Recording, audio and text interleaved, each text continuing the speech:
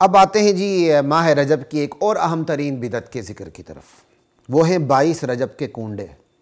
اب اللہ کا شکر ہے اہل سنت میں شعور پیدا ہو رہا ہے، اب بہت بڑی تعداد ہمارے بریلوی ساتھیوں کی بھی ان چیزوں سے رک رہی ہے۔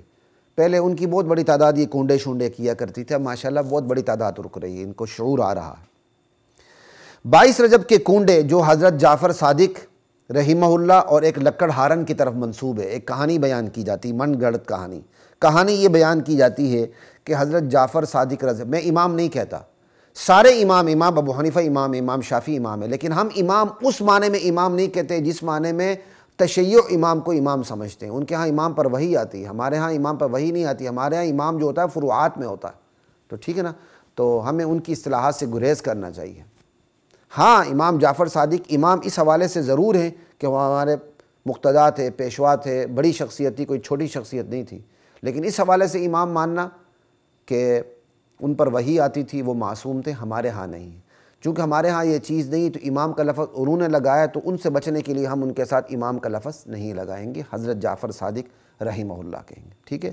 تو حضرت جعفر صادق اور ایک لکڑ ہارن کی طرف ایک کہانی منسوب کی جاتی ہے کہ حضرت جعفر صادق نے ایک دفعہ فرمایا کہ ایک دفعہ کہا کہ آج 22 رجب کو جو شخص بھی میرے نام کے کنڈے بھر کر تقسیم کرے گا اس کی مراد ضرور پوری ہوگی، ورنہ وہ قیامت کے دن میرا گریبان پکڑ لے۔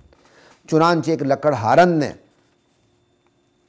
کنڈے بھرے تو اس کی مراد پوری ہو گئی۔ انا للہ و انا الیہ راجعون۔ پہلی بات یہ ہے، مختصر جواب دے رہا ہوں۔ الیوم اکملت لکم دینکم، دین نبی علیہ السلام کی وفات سے قبل مکمل ہو چکا تھا، ٹھیک ہے، تو حضرت جعفر صادق اس میں اضافہ نہیں کر سکتے، تو یہ حضرت جعفر صادق کی طرف یہ واقع غلط منسوب ہے، پہلی بات یاد رکھیں، ایک بات۔ اور دوسری بات، کہا میرے نام کے کنڈے بھر ہے، کسی کے نام کے کچھ دیکھ دینا، کچھ دینا، یہ نیاز ہوتی ہے، اور نیاز عبادت ہوتی ہے، سمجھ آئی؟ اور عبادت اللہ کے نام ہو تو عبادت ہوتی ہے، غیر اللہ کے نام ہو تو وہ شرک ہے، ٹھیک ہے۔ تو حضرت جعفر صادق جیسی شخصیت شرک کی ترغیب کیسے دے سکتے تھے کہ میرے نام کے تم کنڈے بھر کے تقسیم کرو؟ وہ غیر اللہ کے نام پہ کسی چیز دینے کی ترغیب دے ہی نہیں سکتے، تو یہ تو شرک ہے۔ حضرت جعفر صادق شرک کی ترغیب نہیں دے سکتے، ایک بات۔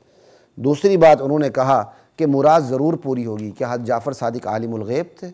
عالم الغیب تو نبی بھی نہیں ہے، عالم الغیب تو صرف اللہ ہے، اللہ اکبر۔ اور حضرت جعفر صادق کوئی مختار بھی نہیں تھے کہ خود سے ان کی مراد پوری کر دیں، مختار بھی تو صرف اللہ ہے۔ یہ من گھڑت کہانی ہے۔ اور ایک اور بات جو میں آپ کو پتے کی بات کر رہا ہوں، جو شاید کسی نے اس حوالے سے آپ کے سامنے نہ کی ہو یا توجہ نہیں گئی ہو، وہ یہ ہے، دراصل یہ کہانی ایک بہت بڑی سازش ہے اس حوالے سے کہ نبی علیہ السلام کے بعد بھی وحی جاری ہوتی ہے، یہ ہے اصل سازش۔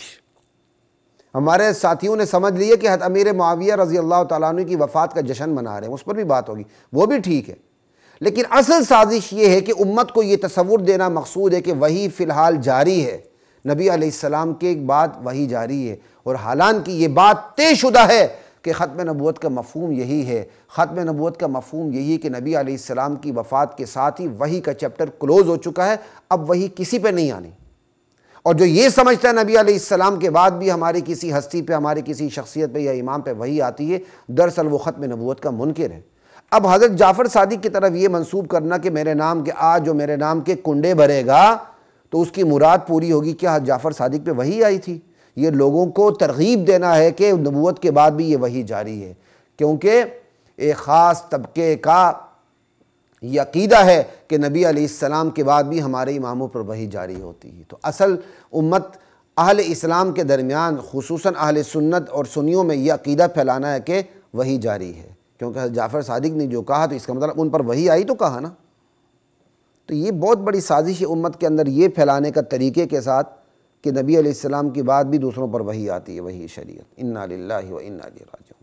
اور دوسری بات، 22 رجب نہ حضرت جعفر صادق رحمہ اللہ کی نہ وفات ہے، نہ پیدائش کی تاریخ ہے، نہ تاریخ پیدائش ہے، نہ وفات ہے۔ 22 رجب کو غور سے دیکھا جائے تو یہ حضرت امیر معاویہ رضی اللہ تعالی عنہ، دنیا کے مدبر ترین حکمران، اور سب سے بڑی سلطنت پر سب سے زیادہ دیر تک طویل حکمرانی کرنے والے حکمران، ان کی وفات کی تاریخ ہے 22 رجب۔ دراصل 22 رجب ان کی وفات پہ جشن مناتے تھے۔ اللہ اکبر، سمجھ آئی؟ اللہ اکبر۔ اپنے اندر کے بغض کو چھپانا، جھوٹ بولنا اور نبی علیہ السلام کے بعد بھی وہی جاری ہے کا تصور دینا، یہ سب 22 رجب کے کنڈوں کے نیچے یہ زہر چھپا ہوا ہے، ان سے بچنا چاہیے۔ اگر یہ 22 رجب کے کنڈے حضرت جعفر صادق کے نام دی جاتے تو شرک ہے، اگر اللہ کے نام دی جاتے ہیں، حضرت جعفر صادق کے نام نہیں دی جاتے، شرک نہیں ہے، بدعت ہے، پھر بھی آپ نہیں کھا سکتے۔ اور پھر دشمنان صحابہ کے ساتھ مشابہت ہے کہ دشمنان صحابہ یہ کام کرتے ہیں، اس سے بچنا چاہیے۔ اور ختم نبوت کے تصور پر وار ہے، اس لیے اس سے بھی بچنا چاہیے۔ تو 22 رجب ایک مہلک ترین بدعت ہے ماہ رجب کی۔ اللہ اکبر۔